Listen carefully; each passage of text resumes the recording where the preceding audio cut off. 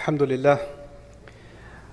لله خالق الوجود من العدم وجاعل النور من الظلم ومخرج الصبر من الألم فملقي التوبة على الندم فنشكره على المصائب كما نشكره على النعم ونصلي على رسوله الأكرم ذي الشرف الأشم والنور الأتم والكتاب المحكم وكمال النبيين والخاتم سيد ولد آدم الذي بشر به عيسى بن مريم ودعا لبعثته إبراهيم عليه السلام حين كان يرفع قواعد بيت الله المحرم، فصلى الله عليه وسلم وعلى أتباعه خير الأمم الذين بارك الله بهم كافة الناس العرب منهم والعجم. فالحمد لله الذي لم يتخذ ولدا ولم يكن له شريك في الملك ولم يكن له ولي من الذل وكبره تكبيرا. والحمد لله الذي أنزل على عبده الكتاب ولم يجعل له عوجا. والحمد لله الذي نحمده ونستعينه ونستغفره ونؤمن به ونتوكل عليه ونعوذ بالله من شرور أنفسنا ومن سيئات أعمالنا، من يهده الله فلا مضل له ومن يضلله فلا هادي له. ونشهد أن لا إله إلا الله وحده لا شريك له، ونشهد أن محمدًا عبد الله ورسوله أرسله الله تعالى بالهدى ودين الحق ليظهره على الدين كله وكفى بالله شهيدا. فصلى الله عليه وسلم تسليما كثيرا كثيرا. أما بعد، فإن أصدق الحديث كتاب الله، وخير الهدي هدي محمد صلى الله عليه وسلم، وإن شر الأمور محدثاتها، وإن كل محدثة بدعة، وكل بدعة ضلالة، وكل ضلالة في النار. قال الله عز وجل في كتابه الكريم بعد أن أقول أعوذ بالله من الشيطان الرجيم: إذ قال ربك للملائكة إني خالق بشرا من طين فإذا سويته ونفخت فيه من روحي فقعوا له ساجدين. رب اشرح لي صدري ويسر لي أمري واحلل عقدة من لساني يفقه قولي. واللهم ثبتنا عند الموت بلا إله إلا الله، واللهم اجعلنا من الذين آمنوا وعملوا الصالحات وتواصوا بالحق وتواصوا بالصبر آمين يا رب العالمين।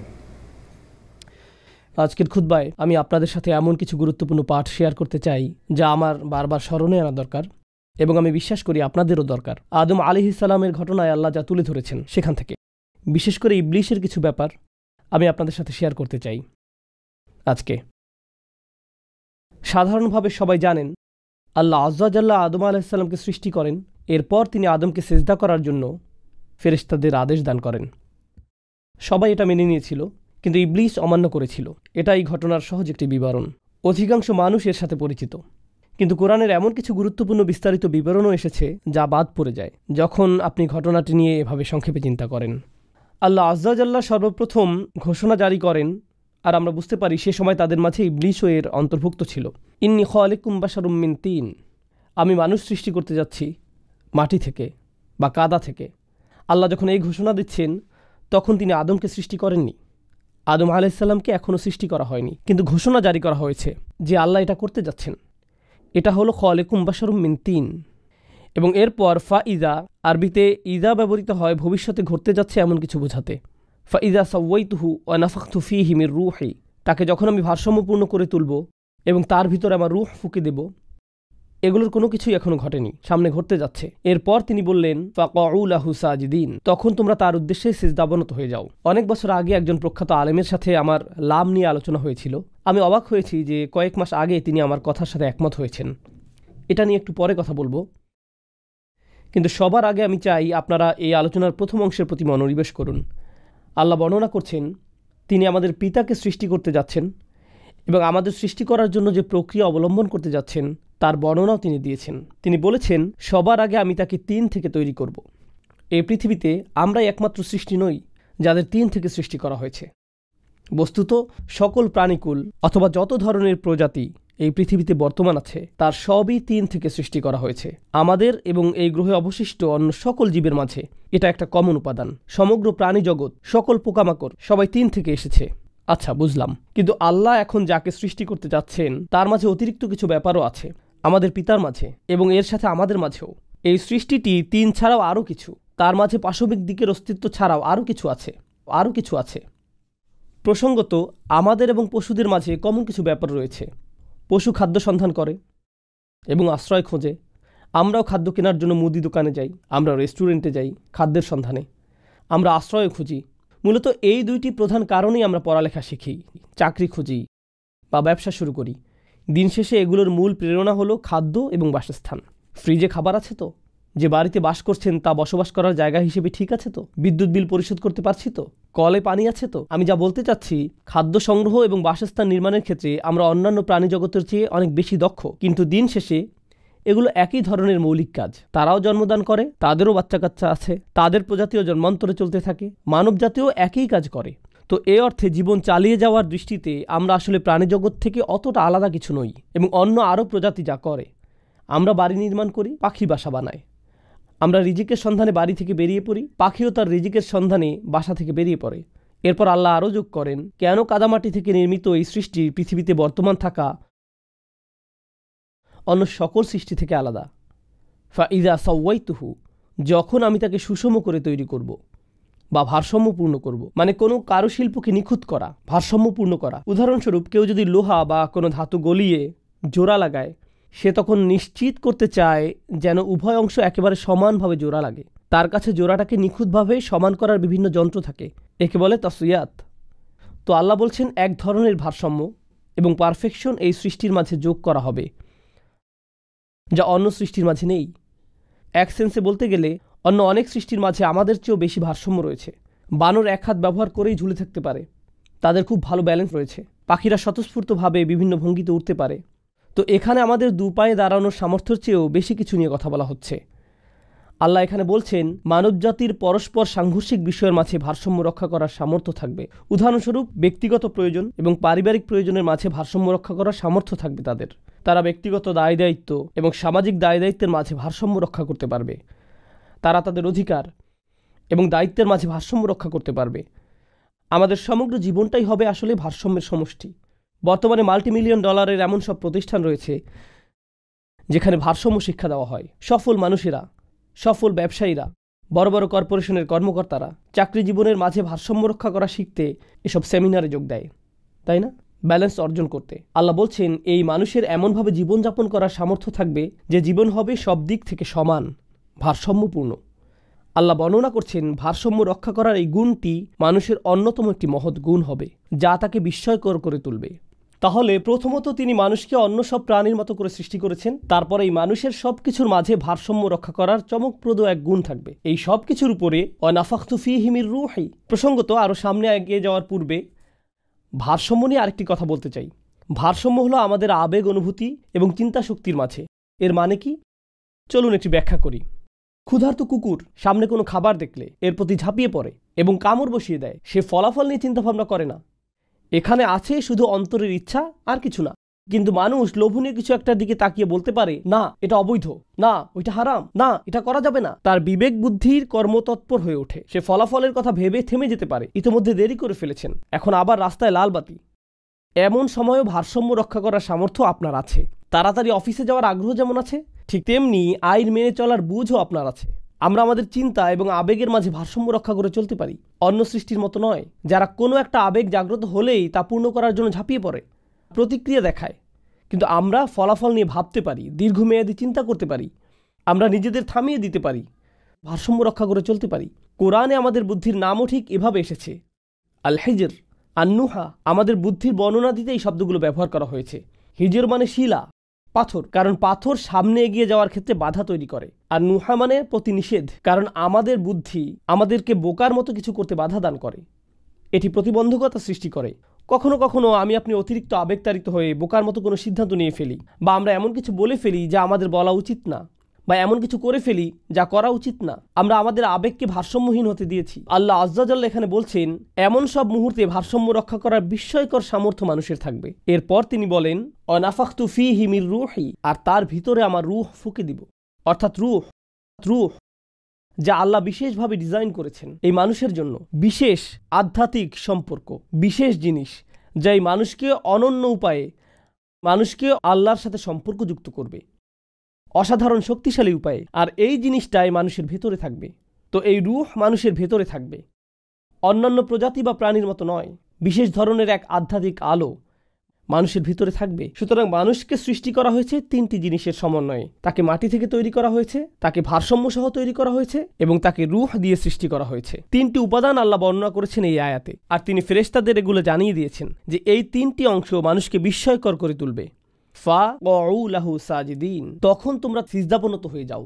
আল কোরআনে যদি সিজদার উল্লেখ নিয়ে অধ্যয়ন করেন, সমগ্র কোরআনে যদি অনুসন্ধান চালান যে কোথায় আল্লাহ সিজদা নিয়ে কথা বলেছেন, সিজদা নিয়ে কথা বলেছেন তখন যখন বিস্ময়কর কিছু ঘটে, যখন কোনো মিরাকল ঘটে, যখন জাদুকরেরা দেখল যে মূসা আলাইহিস সালামের লাঠি সাপে পরিণত হয়ে গেল এবং খেয়ে ফেলল।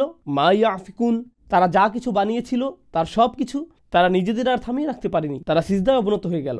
যখন খ্রিস্টানরা রাসূল সাল্লাল্লাহু আলাইহি সাল্লামের সাথে সাক্ষাৎ করতে এলো, তারা কোরআনের তিলাওয়াত শুনল। তারা আয়ুনুহুম তাফিদু মিনাদ দামঈ, তুমি দেখবে তাদের চোখ অশ্রুতে ভেসে যাচ্ছে। ইয়াখিরুনা লিল আযকানি সুজদা, তখন তারা সিজদায় লুটিয়ে পড়ে, কারণ তারা কোরআনের অলৌকিকতায় এতটাই অভিভূত হয়ে পড়েছিল। রাসূল সাল্লাল্লাহু আলাইহি সাল্লামের সিরাতও একটি ঘটনা আছে। কাফিররা শুনছিল, তারা কোরআনে বিশ্বাস করে না, তবুও তারা শুনছিল। আনজারতুকুম সাইকাতান মিসলা সাইকাতি আদিম ওয়া সামুদ, যখন আয়াত অবতীর্ণ হলো, আমি তোমাদের বজ্রপাতে ধ্বংস হওয়ার সতর্ক করছি, আদ সামুদ জাতির নিকট আসা বজ্রপাতের ন্যায়। তারা নিজেদের থামিয়ে রাখতে পারেনি, তারা সিজদায় লুটিয়ে পড়ে। কোরআন বারবার বর্ণনা করছে যখন বিহবল কিছু ঘটে, যখন অবিশ্বাস্য কিছু ঘটে যা আল্লাহ ঘটান আর যা কেবল আল্লাহর পক্ষেই ঘটানো সম্ভব, তখন মানুষ আল্লাহর শক্তিমত্তাকে এতটাই উপলব্ধি করে যে তাদের উভয় হাঁটু ভাঁজ হয়ে যায়, অহংকার ধূলিসাৎ হয়ে যায়, আর এই কপাল যা আমাদের অহমিকা বহন করে মাটিতে লুটিয়ে পড়ে। ঐতিহাসিকভাবে সকল সংস্কৃতিতে এই কপাল হলো দাম্ভিকতার জায়গা। এজন্য রাজারা কপালে মুকুট পরেন, কবজিতে না। এখনকার সময় অবশ্য মানুষ উচ্চ স্ট্যাটাসের চিহ্ন হিসেবে হাতে দামি ঘড়ি পরে, কিন্তু ঐতিহাসিকভাবে সকল সংস্কৃতিতে অহংকার প্রকাশের স্থান কোনটি? কপাল। যা কপালে পরা হয়, পাগড়ি কপালে পরা হয়, মুকুট কপালে পরা হয়, এর মাধ্যমে আপনার পদমর্যাদা প্রকাশ পায়। আজকের দুনিয়াতেও এমন কিছু দেশ আছে যেখানে নির্দিষ্ট ধরনের পাগড়ি আছে যেটা শুধু স্থানীয়দের জন্য নির্ধারিত। আপনি যদি পরেন ঝামেলায় পড়ে যাবেন। আপনি অন্য রঙেরটা পরতে পারবেন, কিন্তু তাদের রঙেরটা পরতে পারবেন না, এটা তাদের রং। এই কপাল আমাদের গৌরব প্রকাশের স্থান, আমাদের সামাজিক পদমর্যাদা প্রদর্শনের স্থান।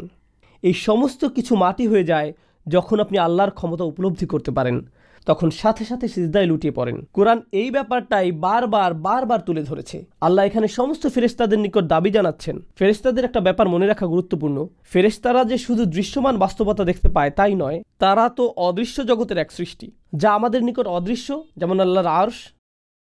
আমাদের নিকট যা অদৃশ্য যেমন জিন জাতি, আমাদের নিকট যা অদৃশ্য যেমন মহাবিশ্বের গোপন বিষয়, এর অনেক কিছুই ফেরেশতারা দেখতে পান। তারা আকাশগুলোর ভিতর দিয়ে ভ্রমণ করেন।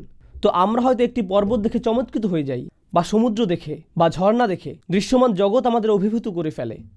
কেউ যখন মহাবিশ্ব নিয়ে অধ্যয়ন করে আর ইলেকট্রন মাইক্রোস্কোপ দিয়ে দেখে, তারা দৃশ্যমান মহাবিশ্বের বিশালতা দেখে হতভম্ব হয়ে যায়। ভাবতে পারেন, দৃশ্যমান মহাবিশ্বের সাথে সাথে যারা অদৃশ্য জগৎও দেখছেন, আল্লাহ যা করেন তা দেখে কতটা অভিভূত তারা। উপরন্তু তারা আল্লাহর সাথে যোগাযোগ করতে পারেন।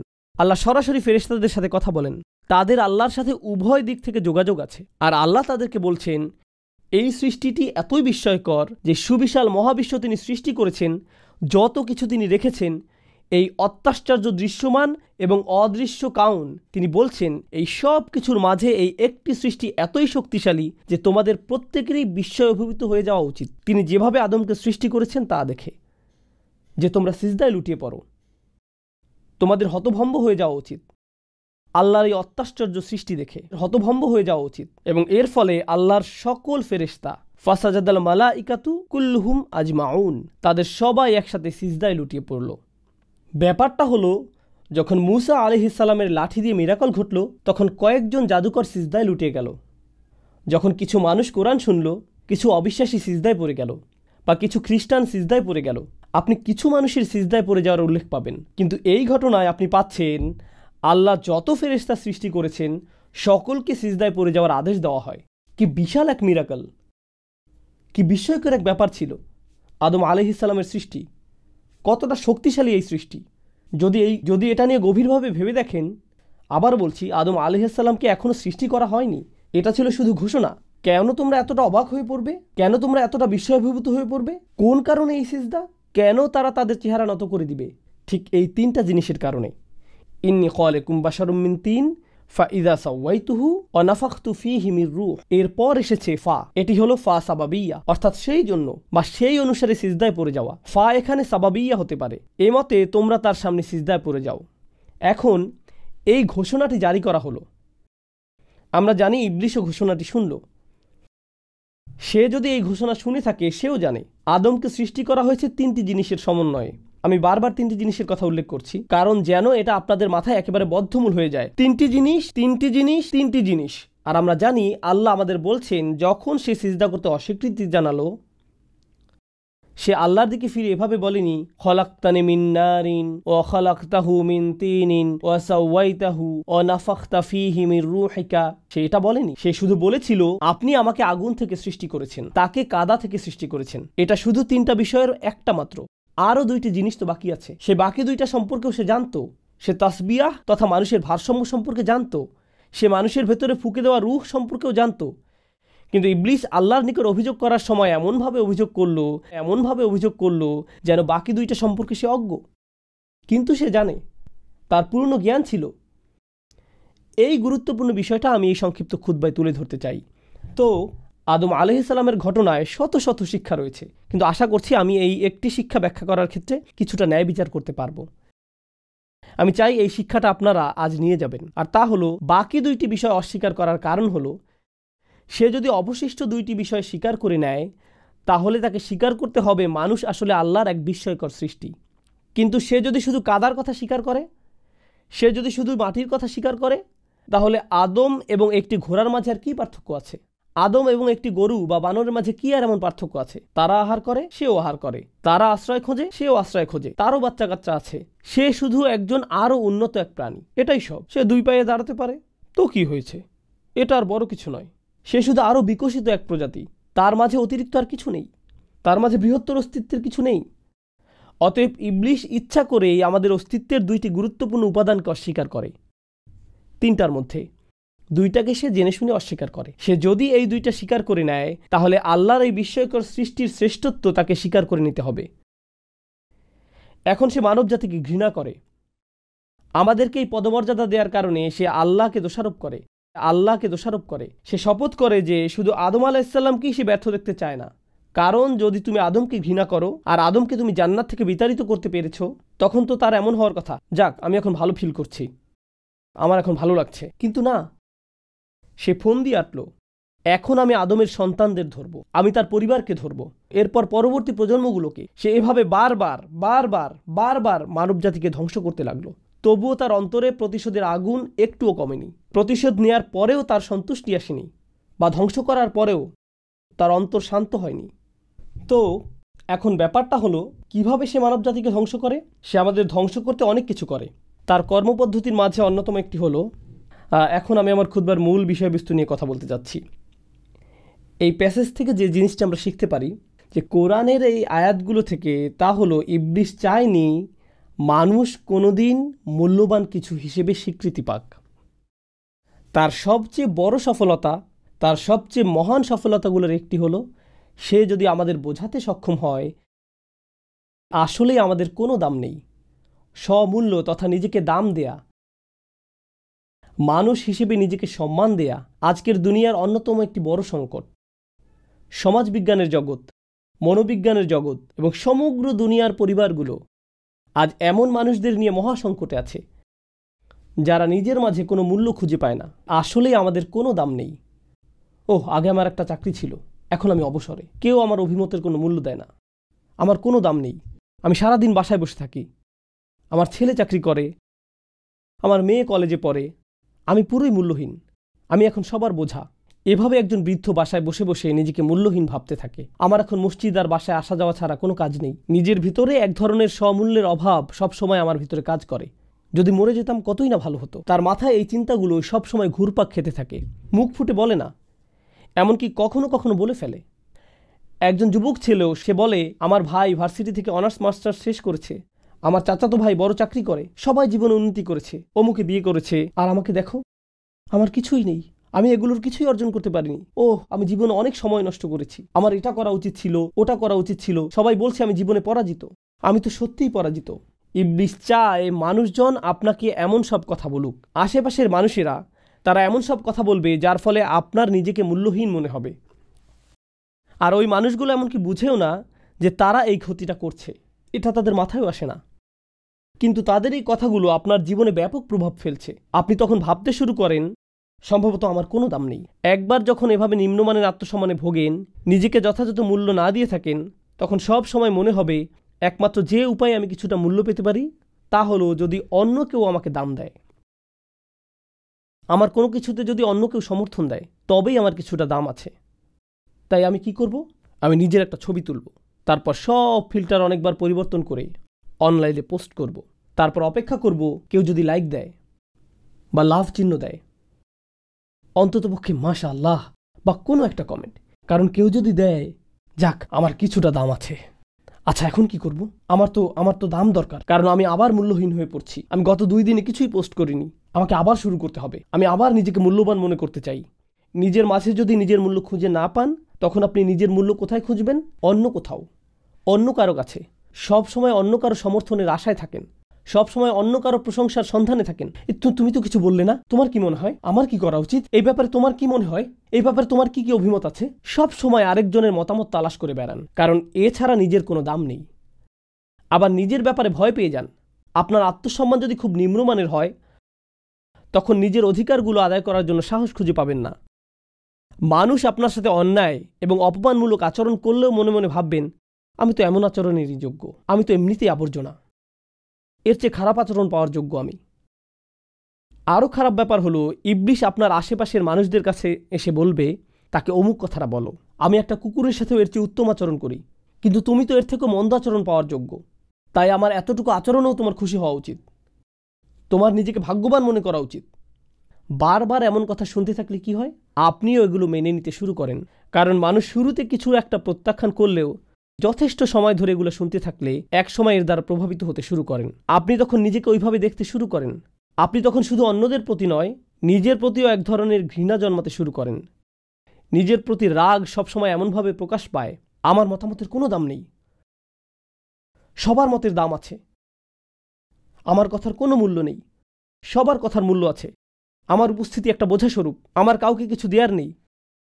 নিজেকে নিয়ে যদি এভাবে ভাবতে শুরু করেন, তাহলে এটা আপনার উপর শয়তানের বিশাল এক বিজয়। কারণ শয়তান তখন বলে, আমি তো ঠিক এটাই বলেছিলাম সব সময়, মানুষ শুধুই কাদামাটি, তাকে দেখো, কোথায় তার ভারসাম্য, কোথায় তার রূহ। আর আল্লাহ কি করলেন? আমি আর আপনি এই পৃথিবীতে আসার আগেই আমাদের পিতাকে যা দেয়া হয়েছিল, তার সন্তান হিসেবে আমাদেরকেও সেগুলো দেয়া হয়েছে। 3টি জিনিস: মাটি থেকে আমাদের শরীর, তাসবিয়া তথা ভারসাম্য, এবং আমাদের রূহ। আল্লাহ তাঁর সকল সৃষ্টির উপর আমাদের সম্মানিত করেছেন। সকল সৃষ্টি আমাদেরকে আল্লাহর একটি মিরাকল হিসেবে দেখে। সকল সৃষ্টি আমাদেরকে আল্লাহর একটি মিরাকল হিসেবে দেখে। সকল ফেরেশতাদের সিজদা পাওয়ার যোগ্য। আল্লাহর এক সম্মানজনক সৃষ্টি, আল্লাহর এক আশ্চর্যজনক সৃষ্টি। তো এখন মহাবিশ্বের ফেরেশতারা আপনাকে দেখে মুগ্ধ, কিন্তু আপনি নিজের মাঝে মুগ্ধ কিছুর অস্তিত্ব খুঁজে পান না। নিজেকে আপনার মূল্যহীন মনে হয়। আল্লাহ কোরআনে বলছেন, ওয়ালাকাদ কাররামনা বানি আদম, আর আমি তো আদম সন্তানদের সম্মানিত করেছি, আমি তো আদম সন্তানকে মর্যাদা দান করেছি। জানেন এই আয়াতটি আমাকে কি শিক্ষা দিচ্ছে? অন্য কারো কাছে আমাকে নিজের মূল্য খুঁজতে হবে না। কাজটি আমি ভালোভাবে সম্পাদন করেছি কিনা সেটা আমাকে চেক করে দেখতে হবে। তরকারিটা ভালোভাবে রান্না করেছি তো? এই শিক্ষাটিকে কিভাবে নেবেন না জানেন? আমার কারো অভিমতের এখন আর কোনো দরকার নেই। এখন আমি আমার বাসায় যাব আর সব লবণ তরকারিতে ঢেলে দেব, তারপর রান্না করব। রান্নাটা কেমন হয়েছে কারো অভিমতের আমি কোনো পরোয়া করি না, কারণ আল্লাহ আমাকে সম্মানিত করেছেন। আমি এটা বলছি না, আমি কোনোভাবেই এই শিক্ষাটা দিচ্ছি না। আমাদের অবশ্যই পরস্পরের কাছ থেকে সংশোধন দরকার। প্রসঙ্গত, যখন নিজেকে মূল্যবান মনে করবেন, তখন সমালোচিত হলে অপমানিত বোধ করবেন না। যখন সত্যিকার অর্থে নিজেকে সম্মান দিতে শিখবেন, তখন উপলব্ধি করবেন যে কেউ যদি আমার সমালোচনা করে বলে, এই যে ভাই আপনি এটা ভুল বলছেন, আপনার অমুক ব্যাপারটা আরও ভালো হওয়া দরকার, অথবা ওইটা আরও ভালো হতে পারত, তখন তারা আসলে আমার উপকার করছে। আমার কাছে মনে হচ্ছে না যে আমি অপমানিত হয়েছি। কারণ আমার যদি খুব নিম্নমানের আত্মসম্মান থাকে, তখন সমালোচনাকে মনে হয় আমাকে যেন আরও নিচে নামিয়ে দেওয়া হলো। কিন্তু আপন অন্তরে যদি নিজের দাম থাকে, তখন এমন অনুভূতি আর তৈরি হয় না। তখন সংশোধন এবং সমালোচনাকে আপনি সুযোগ হিসেবে দেখবেন, আরও উত্তম হওয়ার একটা সুযোগ। এটাকে তখন আর অপমান মনে হবে না। এটা হলো সমীকরণের একটা দিক। আমরা নিজেদের মূল্য প্রদান করি, কিন্তু ইবলিশের কাছে আরও কৌশল আছে।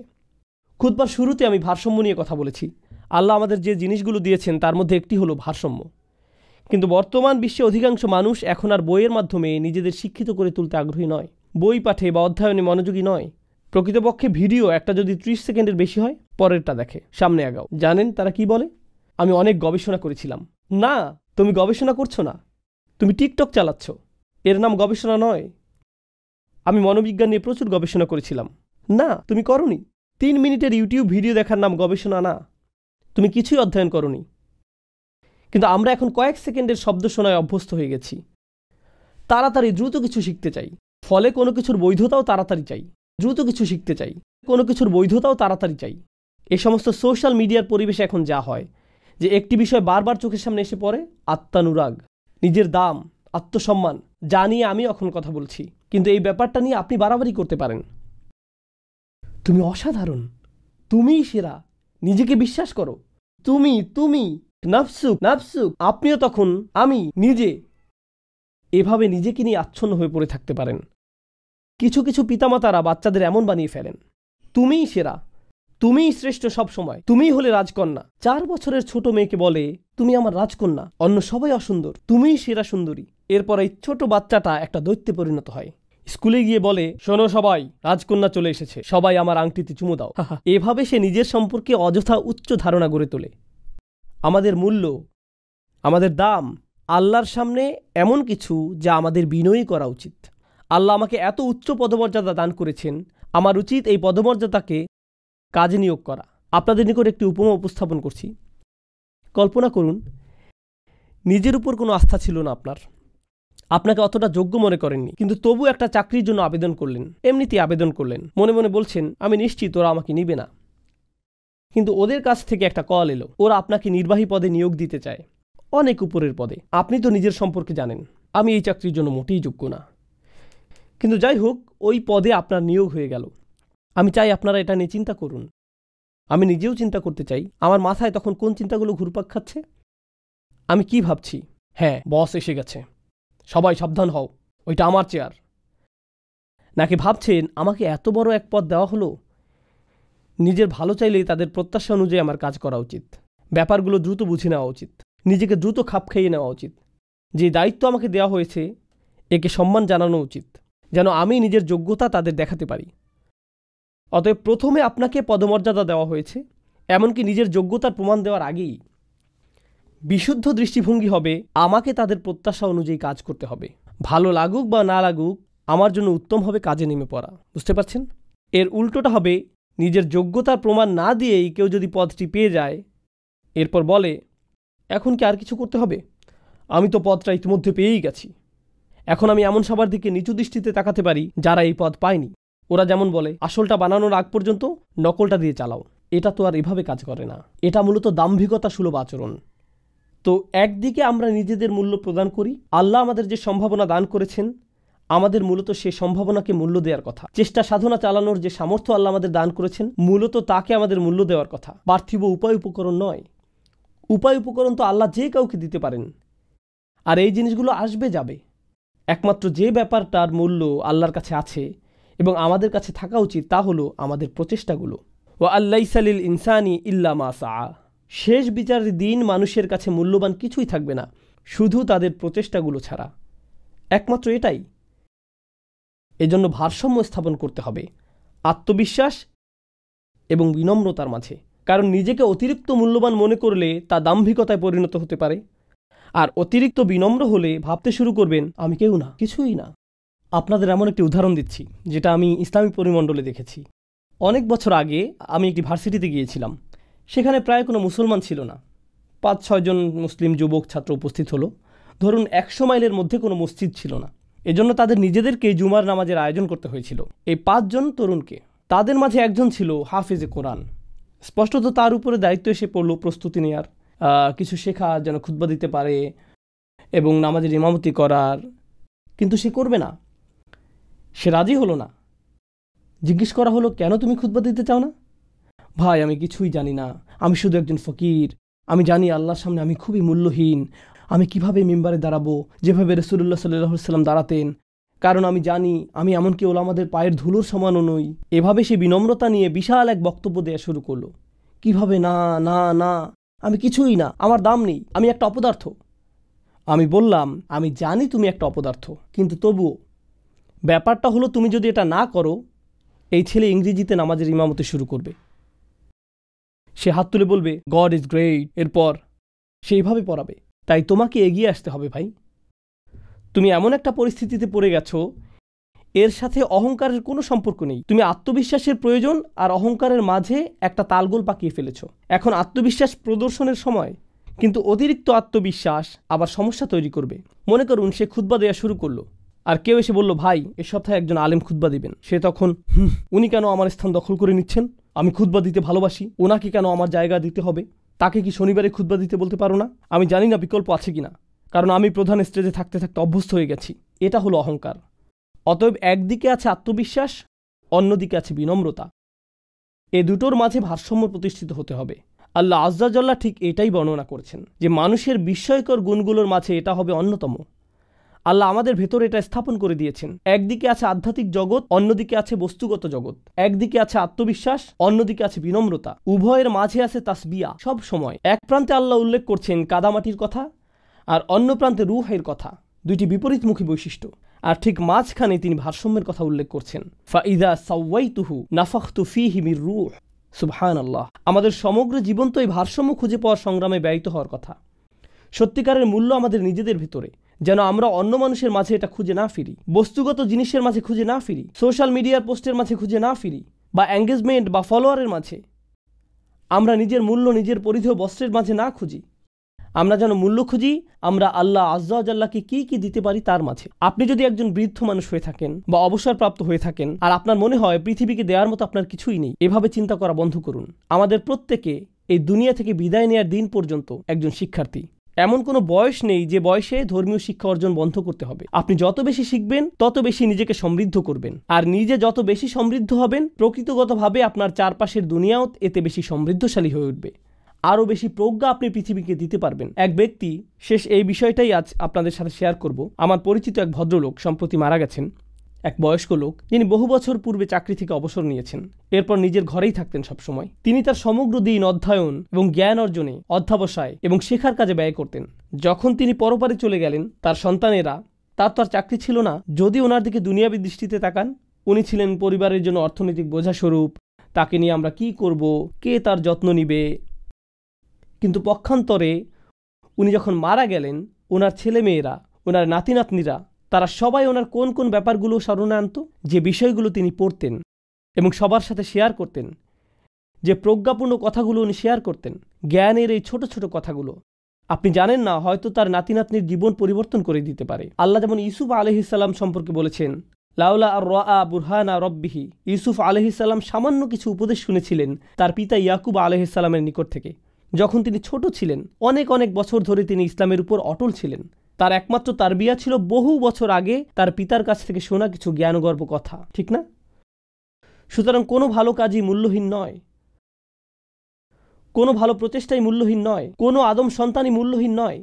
নিজের মাঝে নিজের মূল্য তালাশ করুন, যা আল্লাহ আপনাকে ইতিমধ্যে দান করেছেন। আল্লাহ আজ্জা জাল্লাহ আমাদেরকে নিজেদের মূল্য বুঝতে সাহায্য করুন, নিজেদের দাম উপলব্ধি করতে সাহায্য করুন, এবং শয়তানকে যেন সুযোগ না দেন আমাকে আপনাকে এমন কেউ হিসেবে দেখার যে মূল্যহীন, অযোগ্য, বা এমন কেউ সবাই যাকে মারিয়ে যাবে অথবা কষ্ট দিবে।